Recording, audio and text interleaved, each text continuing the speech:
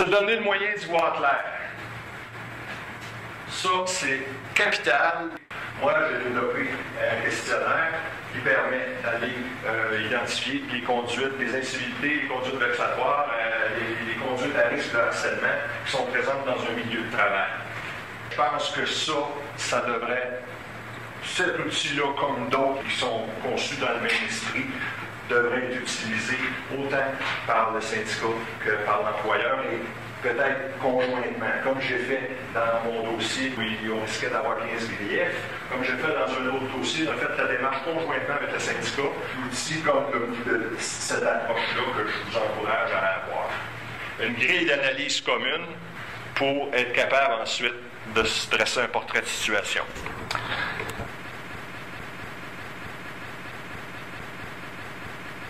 Ça, c'est juste vous montrer un exemple d'un portrait d'équipe où on peut constater que ce n'est pas le paradis terrestre.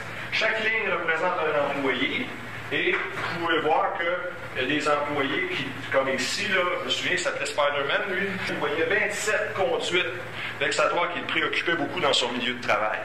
27!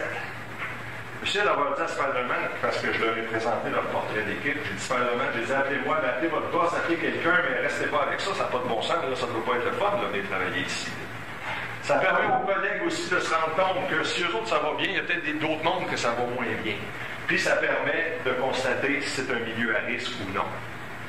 D'après ça, on peut aller jusqu'à voir c'est quoi les comportements qui sont les plus préoccupants dans le milieu selon l'ensemble des employés.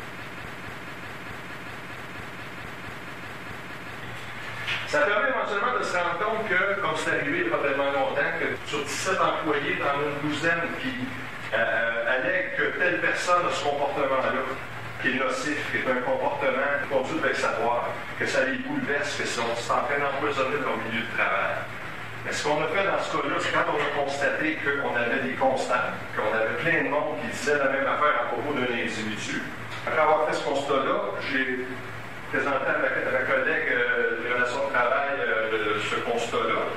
Elle est partie, elle est allée chercher des faits auprès de ces employés-là pour prouver ce qu'ils leur disent. Puis suite à ça, on avait assez d'éléments pour être capable de dire, regardez là, avec les preuves qu'on a, il y avait 202 comportements identifiés comme étant manifestés par cette personne-là. Bien, nous, on a pris une mesure qui s'avérait nécessaire. Je pense qu'on n'avait pas besoin d'aller plus loin, faire une enquête pour que la personne à qui on a donné cette information-là sur le fait que, regardez, là, ça ne va pas du tout, que cette personne-là se rende compte qu'elle a peut-être avantage à reconsidérer pour sa position conséquence. L'idée là-dedans, c'est de se donner cette espèce de lecture-là sur la nature des faits, et non pas encore là, comme je vous disais tantôt, sur des allégations précises. On le fera plus tard dans les démarches formelles. À cette étape-là, c'est qu'on se fasse une tête et qu'on puisse, à ce moment-là, prendre des dispositions nécessaires pour régler le cas échéant. Donc, on peut ainsi mesurer la présence de symptômes qui présagent souvent d'un milieu de travail néfaste. Si plusieurs personnes observent les mêmes conduites de la part de certaines autres personnes. Cette formule a été utilisée, comme je vous dis, à nombre de reprises suite à un signalement ou une plainte. C'est le moyen le plus efficace, en tout cas moi, que j'ai trouvé à date pour traiter des plaintes collectives. Parce que des plaintes collectives, quand tu arrives avec ton pad, tu écoutes chacun, tu lui dis raconte-moi ce que c'est que tu as à dire, là, que ça part à tout azimut. Quand vient le temps de ramasser ça à la fin, là, c'est du stock pas à peu près.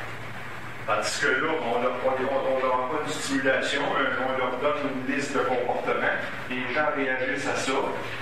Puis quand on se rend compte qu'ils réagissent au même comportement en apportant des exemples similaires, juste un petit exemple, la personne dit « Moi, j'ai remarqué que mon boss, quand il ferme la porte, là, c'est parce qu'il m'a crié après un employé. » Puis là, t'entends un peu plus tard de l'employé, ben moi, en tout cas, quand mon boss me dit qu'il va aller fermer sa porte, là, je sais que je vais en manger une maudite. C'est genre, là, on a un croisement d'allégations, de faits, là, si tu as 3, 4, 5 personnes qui parlent de ce phénomène-là, que le boss crie après ses employés, ben là, je pense qu'on a assez pour pouvoir prendre des moyens, sans nécessairement, là, se crosser par des grands moyens comme une enquête.